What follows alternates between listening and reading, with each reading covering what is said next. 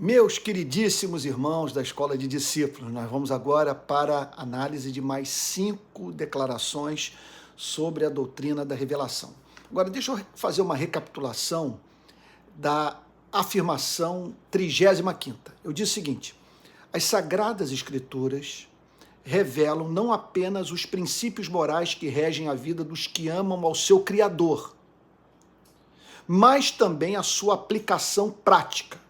Quer dizer, ela não fala apenas sobre amor, ela fala sobre as consequências práticas do amor.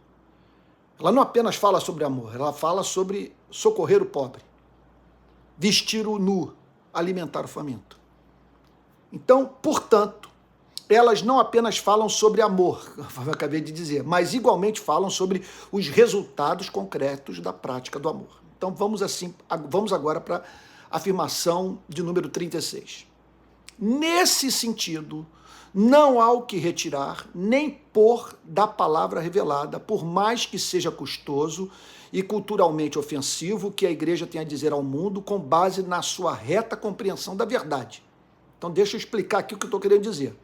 Nesse sentido, no sentido da apresentação desses valores absolutos, que são os valores do amor, bem como das passagens bíblicas que apresentam as consequências práticas desse amor, quer dizer, do ponto de vista dessas verdades, não há o que retirar nem pôr da palavra revelada. Então você não tem o direito de subtrair o que foi revelado, do ponto de vista do preceito moral, ok? E também não tem o direito de fazer nenhum acréscimo. Então, são dois extremos dos quais nós temos que nos afastar. Um extremo é o de negar o que é declarado, de você então tomar como culturalmente condicionado o que foi inspirado por Deus, o que é inerrante, o que é infalível, o que é norma, que deve reger a vida dos cristãos em toda e qualquer sociedade, toda e qualquer geração, e encarando as demandas, os desafios, os conflitos culturais que são inerentes à tentativa de reproduzir o caráter de Cristo onde quer que seja. Agora, o outro extremo é o extremo de fazermos acréscimo à revelação. Então, se por um lado nós temos que ser firmes e mantermos radical adesão à verdade, não permitirmos que o preceito ético seja visto como socialmente construído, mero subproduto das pressões culturais, usando uma linguagem marxista, da luta de classes do primeiro século. Então nós temos que fugir disso. Então, temos que também de fugir da tentativa de, em nome de tornarmos o cristianismo mais digerível para o ser humano moderno, subtrairmos das Sagradas Escrituras as normas éticas que foram reveladas. Agora, o outro extremo oposto é o acréscimo. É o de permitirmos, isso pode acontecer, que a mesma cultura dentro da qual vivemos nos leve a acrescentar à palavra de Deus aquilo que Deus nunca pediu dos seres humanos. Está lembrado lá daquela passagem do apóstolo Paulo, carta aos Gálatas, capítulo 5, versículo 6. Porque em Cristo Jesus, nem a circuncisão, nem a incircuncisão tem valor algum, mas a fé que atua pelo amor. Então imagine o que Paulo está dizendo. Lá estava o sujeito, circuncidado, perna aberta, aquela dor terrível, sabe? E dizendo, agora sim, Senhor, ganhei o teu favor, completei a lei, sabe, atendi às demandas morais de Moisés, agora Moisés, estou em paz com Moisés, veja só, Senhor, estou circuncidado. Olha para esse sangue todo, para toda essa dor. E Paulo descreve Deus dizendo para essa pobre criatura, eu nunca pedi isso de você. Nunca pedi isso de você. Então, lá está Paulo dizendo, porque em Cristo, na religião de Cristo, na relação com Deus através de Cristo, nem a circuncisão, nem a incircuncisão tem valor algum. O que vale não é o preceito ético que foi importado para dentro do cristianismo. Quer dizer, o relativo que é apresentado como absoluto. O que vale é a fé, é a firme certeza de que Deus é descomplicado, doce, bom, que em Cristo ele perdoa pecados, e a fé, que responde à revelação do amor gracioso de Deus no Evangelho, com amor, que nos leva à prática do amor por pura gratidão.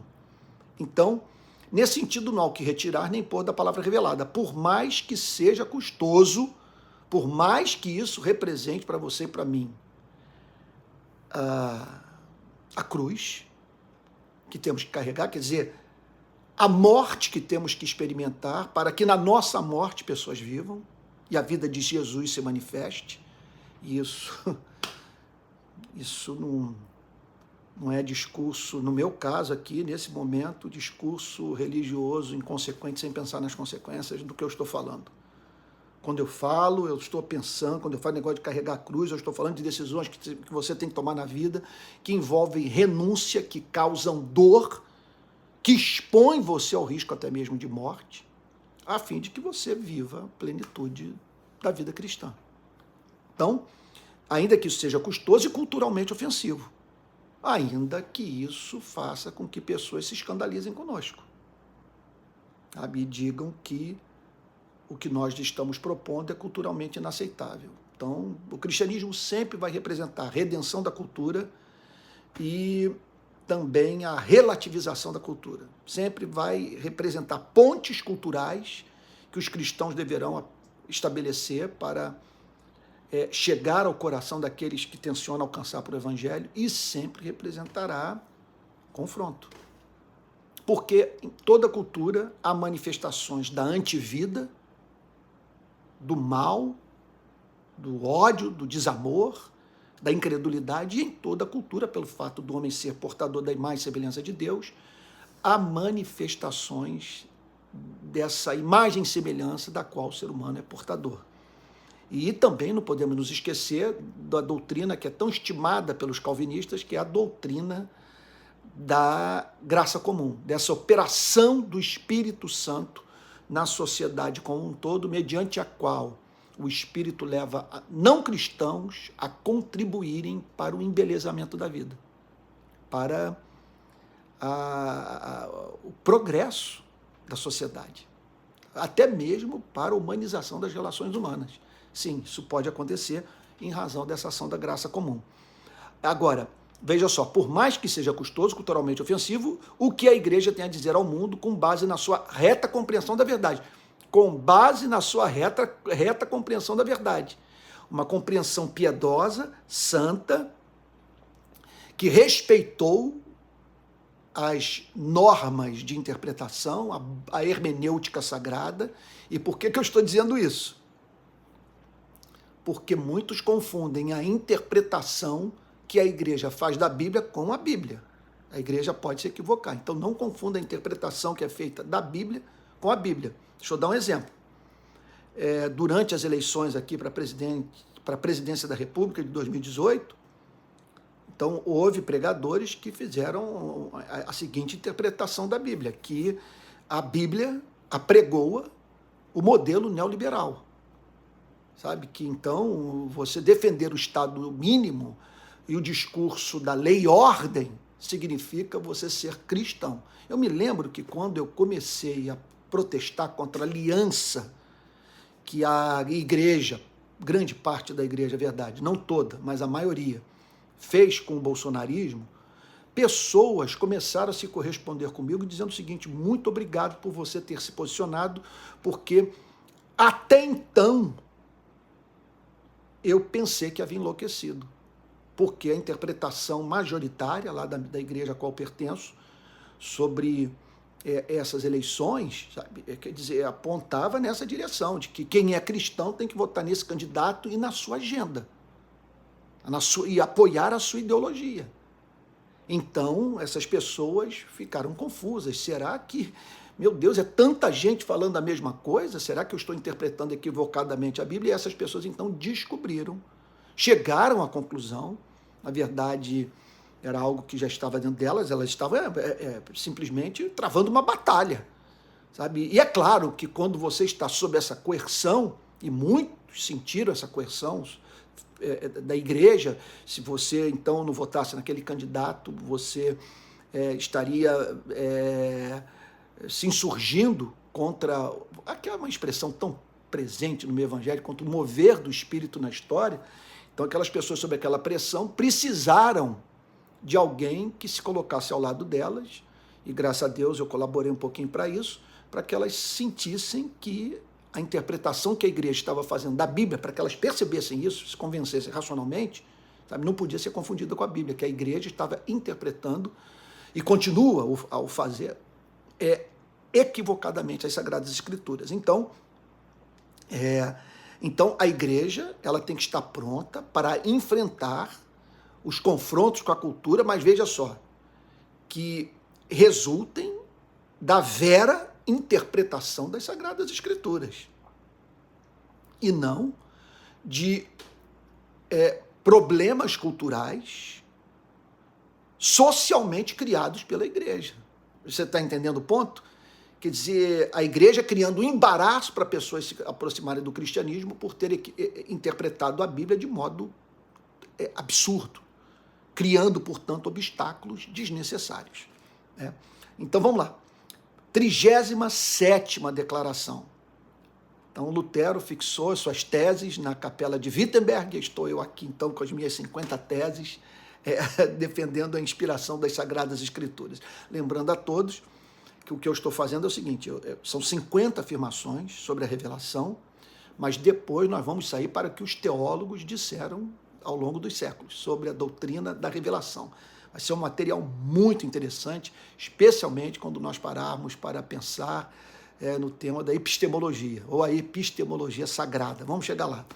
37ª declaração. A compreensão da aplicação dos princípios morais do cristianismo tem sofrido mudanças ao longo dos séculos. Então, deixa eu aqui explicar esse ponto. Ele é muito importante sobre a doutrina da revelação. Então, você tem a compreensão da aplicação dos princípios morais. Você tem os princípios morais, o princípio do amor. Ele é evidente a todos. Agora, muitas vezes, a igreja é na hora de fazer a aplicação.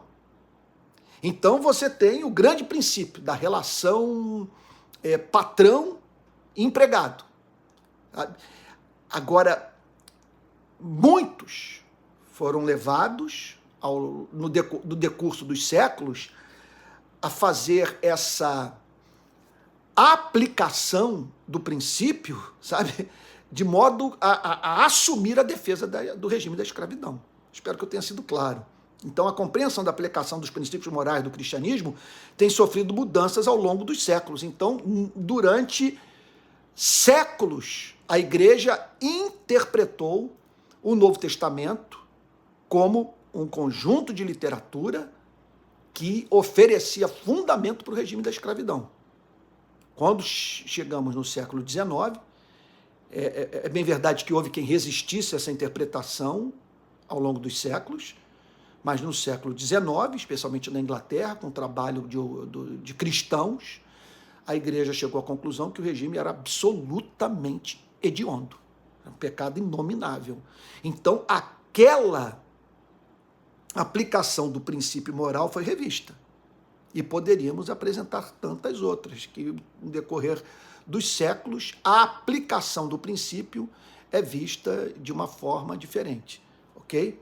Então isso, veja só, nós temos que então entender o seguinte, que há uma diferença muito grande entre você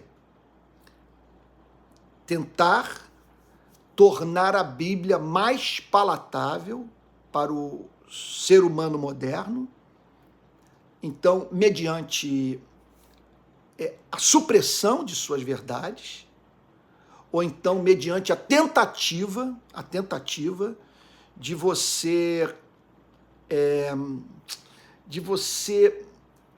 eliminar do texto bíblico, veja, aquilo que consta nas Sagradas Escrituras e que é tido como socialmente construído, que é fruto do ethos, da cultura,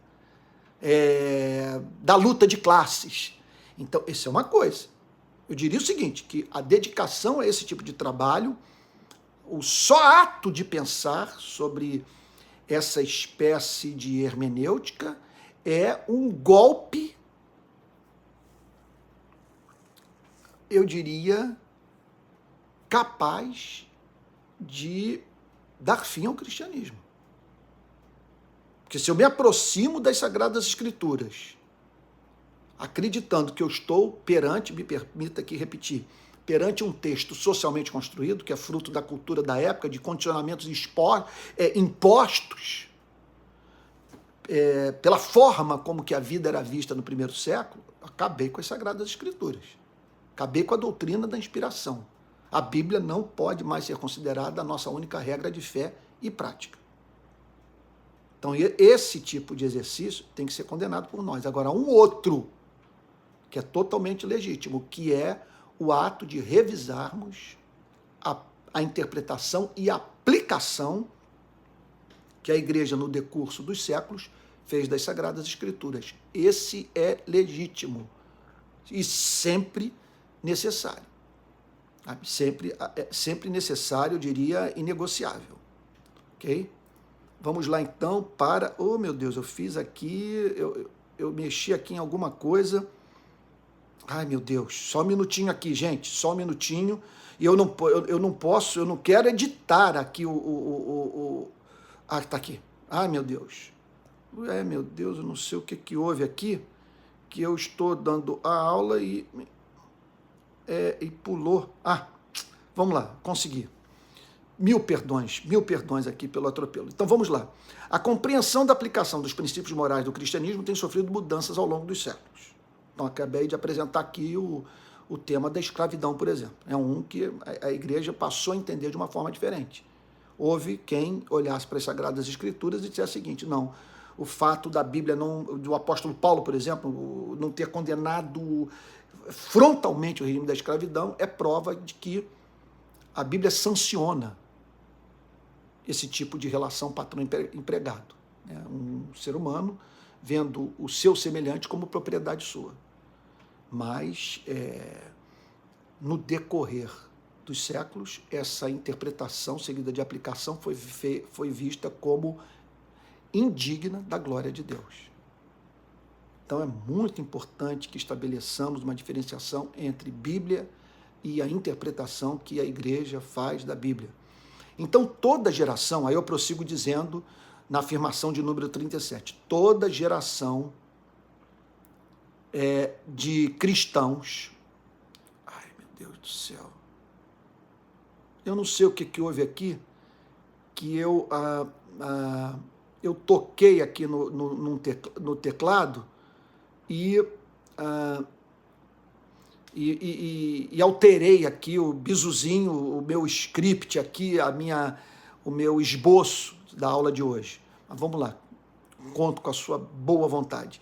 Então, toda geração de cristãos lida com iniquidades culturais para as quais cristãos, olha só, fazendo uso indevido das escrituras, a elas justificam. O regime da escravidão é o caso mais escancarado. Toda geração de cristãos lida com iniquidades culturais para as quais cristãos, fazendo uso indevido das escrituras, a elas justificam. Então, você usar as escrituras para defender o feudalismo, usar as escrituras para defender estados absolutistas, usar as escrituras para defender a exploração capitalista, usar as escrituras para defender o comunismo. Então, toda geração de cristãos, permita-me repetir a terceira vez, lida com iniquidades culturais. Então, você olha para a cultura, ali está presente uma iniquidade, mas muitas vezes com cristãos fazendo uso indevido, com cristãos fazendo uso indevido das Sagradas Escrituras, usando as Sagradas Escrituras para justificarem o que há na cultura de satânico, de demoníaco, de desumano. Isso pode acontecer. Houve, por exemplo, cristãos que usaram as Sagradas Escrituras para justificar o apartheid na África do Sul. Cristãos que usaram as Sagradas Escrituras para condenar a luta pelos direitos civis dos negros nos Estados Unidos da América. Cristãos que usaram as Sagradas Escrituras para combater a independência dos Estados Unidos. Então, é muito importante que a gente conheça a Bíblia. É muito importante que a gente também esteja familiarizado com a história da igreja, porque nada é novo e como nós aprendemos com os erros do passado. É impressionante isso. Então, aí eu cito aqui no ponto 37 alguns exemplos. Olha, vide escravidão, segregação racial, machismo. Sim, a Bíblia já foi usada para incensar o machismo, o absolutismo, o universo geocêntrico, que não é uma norma moral, sabe, mas era uma como que eu poderia dizer, que era uma forma de lidar com a astronomia supostamente bíblica. Não há um texto bíblico que ensine que a Terra é o centro do sistema solar. Essa é uma visão aristotélica que muitos importaram para dentro do cristianismo. E aí, quando os cristãos, Nicolau Copérnico, Galileu Galilei, servos de Deus, mostraram que não era bem assim, a igreja reviu a sua interpretação equivocada das Sagradas Escrituras. Eu também acrescentei aqui a exploração da mão de obra da classe trabalhadora, de você usar a Bíblia para legitimar os salários baixos, a carga horária desumana que é posta sobre o trabalhador, trabalhadores que trabalham em ambientes insalubres. E esse foi um dos problemas da Revolução Industrial, que não poucos donos de fábricas frequentavam a igreja no domingo e, contudo, mantinham-se envolvidos com aquele regime inaceitável de exploração. Ok? Vamos lá agora para a afirmação de número 38. O amor faz a interpretação e aplicação do preceito ético empacar e avançar. Deixa eu explicar esse ponto. O amor me faz querer viabilizar a vida humana. É o que me move, portanto, a me oferecer a Deus para que, por meio da minha vida, pessoas se aproximem do ideal divino para a sua existência. O amor. Esse amor fará com que a minha interpretação da Bíblia e aplicação do preceito ético, ora empaque, ora avance. Ora avance. O que eu estou querendo dizer com isso?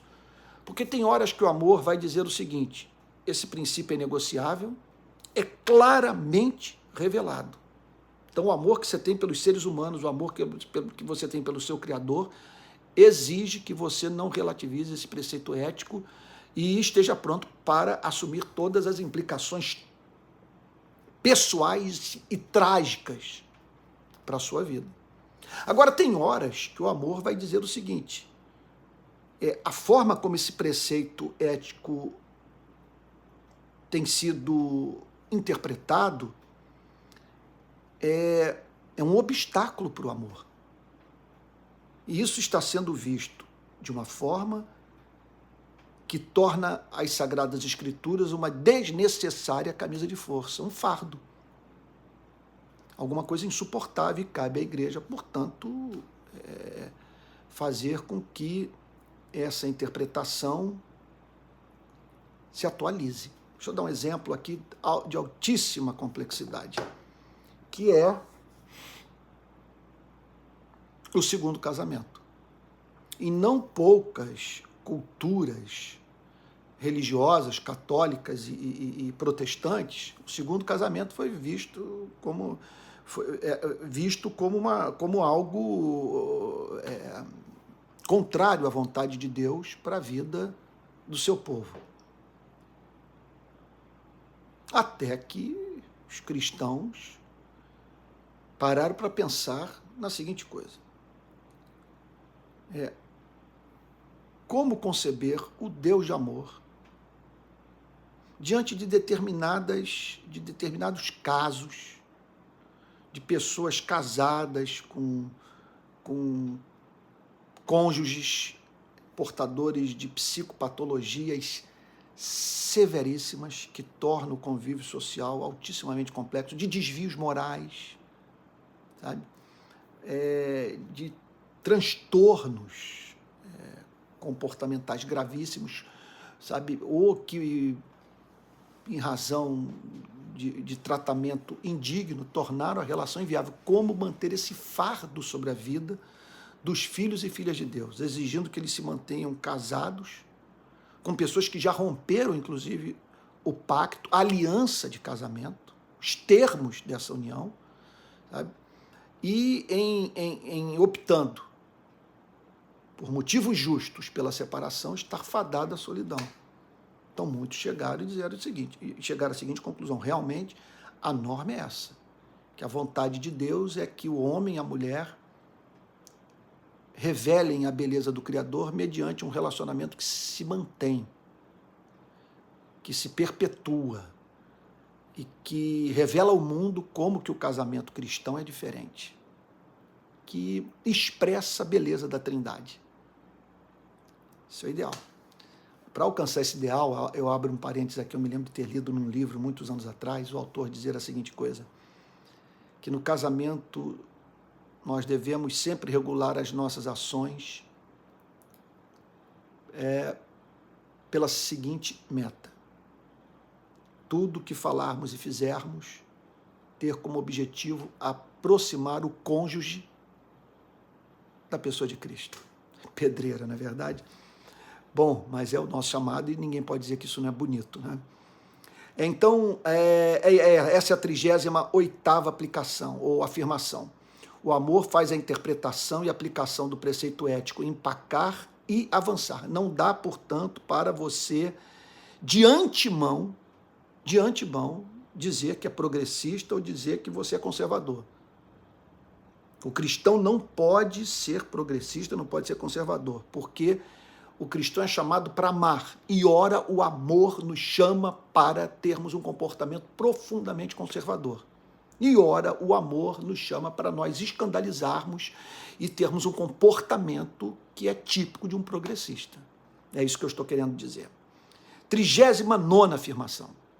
Nenhum cristão, sendo assim, deve lidar com a interpretação dos preceitos morais das Escrituras a partir de uma mentalidade progressista ou conservadora.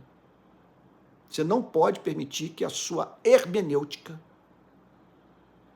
seja condicionada por um espírito progressista ou por um espírito conservador. Você não pode se aproximar da Bíblia de antemão assumindo uma postura progressista ou conservadora.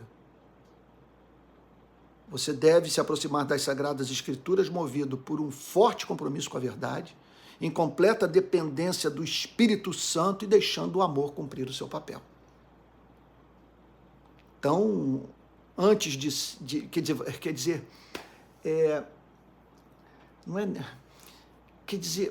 antes de você se preocupar com o pensamento progressista, com o pensamento conservador, de você responder a pergunta o que está mais presente na minha vida, sabe?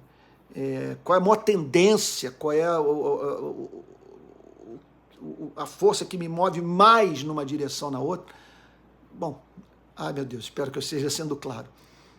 É você responder a seguinte questão: é o amor que governa a sua vida, é o amor que faz com que você ora faça escolhas conservadoras e ora você opte por decisões consideradas progressistas. Então, nenhum cristão, sendo assim, deve lidar com a interpretação dos preceitos morais das Escrituras a partir de uma mentalidade progressista ou conservadora. A verdade e o amor compõem o espírito da mente do cristão. É muito importante você entender isso. Existe a mente, mas o espírito da mente. Existe a forma como a mente funciona. A propensão da mente. Então, o regenerado tem uma mente predisposta a glorificar a Deus, a submeter a verdade de Deus, a dirigir a vida na direção do amor, da sujeição aos preceitos do amor. Então, a verdade e o amor compõem o espírito da mente do cristão. Então, esse é o espírito da mente, a forma como a mente do cristão funciona. E que forma é essa? O cristão é movido pelo amor e pelo compromisso com a verdade. Então, a verdade e o amor compõem o espírito da mente do cristão. O motivo que a governa, ok? Reinando soberanos, o amor e a verdade, sobre preferências ideológicas e conduzindo-os à intrépida aplicação da verdade. Isso é inegociável. Inegociável. É o amor. Então, repito, não é bíblico. Olhando para a própria vida de Jesus, você se definir como conservador ou como progressista. Jesus ora, é visto no Novo Testamento dizendo, olha, isso aqui eu não negocio. A forma como o marido deve tratar a mulher, como a mulher deve tratar o marido. Isso pode ser visto como conservador, mas é uma exigência do amor que você seja responsável por quem você cativou. E tem horas que nós o vemos dizendo, eu, porém, vos digo. Lá chegam os fariseus, a comissão enviada por Jerusalém, e pergunta para Jesus, não é? Como explicar um fato? Aqui, no convívio com seus discípulos, nós observamos que eles comem sem lavar as mãos. E aí, então, descobrimos que Jesus, em nenhum momento, tratou dessa questão com seus discípulos. O comer, quer dizer, antecipado pelo ato, pelo ritual da lavagem de mãos. Ele foi profundamente progressista. Ele disse o seguinte, mandem para o inferno nessa norma. Vocês têm coisa mais importante para se preocupar na vida. Então nós temos que tomar cuidado com aquilo que Lutero chamava de brinquedos religiosos. Que são esses brinquedos? São preceitos morais que nos são apresentados pelo inferno, que alugam a nossa cabeça, exercem tirania sobre a nossa consciência e nos desviam das grandes preocupações do amor. Jesus falou isso com mais clareza do que eu estou falando. Coar mosquito, engolir camelo. E 40ª afirmação, e aqui eu termino. Na busca por um cristianismo que não esmague a cana quebrada e não apague a torcida que fumega, está lembrado lá que esse é o ministério de Cristo. Essa foi a profecia sobre o Messias. O Messias seria doce, amoroso, misericordioso. Ele não esmagaria aquele que já está quebrado pela vida. E ele não apagaria aquela chama de fé que se mantém viva por milagre.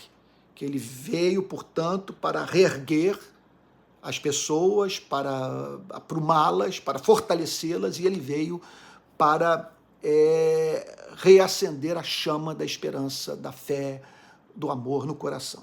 Então, na busca por um cristianismo que não esmague a cana quebrada e não apague a torcida que fumega, temos de ter o cuidado de não arruinarmos a identidade da igreja, tornando-a indistinguível da sociedade não cristã. Então nós podemos, em nome do amor, em nome da misericórdia, em nome da graça,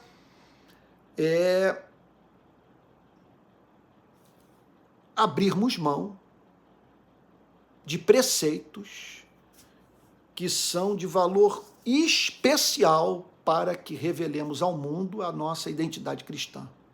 Revelemos Cristo e sejamos sal da terra e luz do mundo. Então pode acontecer de, em nome do amor, nós perdermos a nossa identidade, nos descaracterizarmos, sermos pautados por algo como essa militância identitária que tem imenso valor, que dá voz às minorias, mas que muitas vezes levam o cristão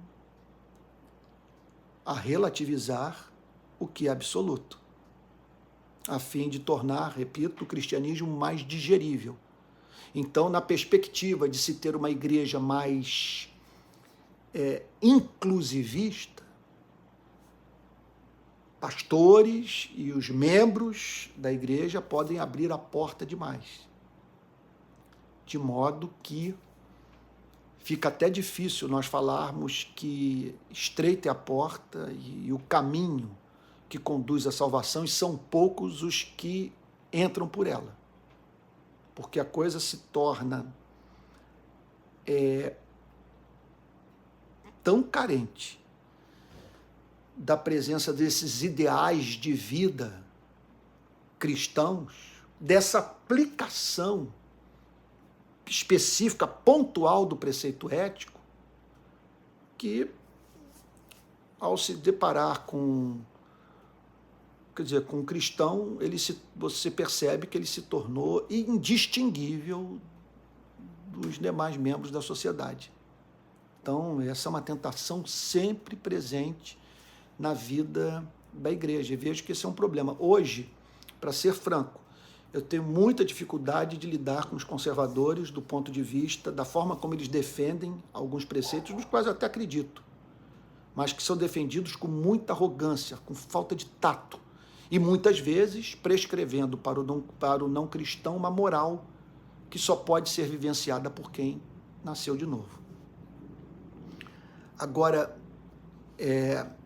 eu sinto uma especial dificuldade quando eles tratam do tema da desigualdade, do tema da social-democracia, chamando a social-democracia de comunismo. Então, eu tenho muito problemas com essa ala conservadora, quer dizer, esses, e poderia mencionar tantos outros motivos, né, estão por trás desses, quer dizer, fazem parte daquilo que dificulta a minha relação com esse setor da igreja. Agora, há um outro lado, que é o mais progressista, o mais de esquerda, que em alguns aspectos tem uma pauta, do ponto de vista da missão da igreja no mundo, que me é atraente. Eles falam sobre direitos humanos, falam sobre desigualdade, falam sobre o racismo, tudo isso é muito caro para mim. Agora, quando eles vão tratar de alguns assuntos da chamada ética privada, eu digo, não posso caminhar com eles. Não posso caminhar não apenas por divergir nesse ponto, por vê-los relativizando o que não pode ser negociado, mas em razão do princípio hermenêutico, da forma como eles estão lidando com a Bíblia. Porque se eles abrirem mão dessa norma, usando como justificativa o que estão dizendo, acabou a Bíblia. Acabou. Quer dizer, nós podemos fazer com as Escrituras o que nós bem entendermos. Eu espero que eu esteja sendo claro. Então é isso. Que Deus o tenha abençoado muito na aula de hoje, e então até o nosso próximo encontro. E espero que tudo isso esteja fazendo com que você se encante com o cristianismo. Eu quero pedir perdão pelos atropelos que houve. Eu não estou editando, mas eu espero que a gente ganhe em naturalidade. Tá bom? Estou muito animado com esse curso e a ideia me é apaixonante.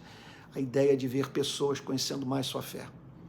E outra coisa, ao conhecerem sua fé, não permitindo que o cristianismo se volte contra elas. Às vezes eu penso em dar um curso sobre isso.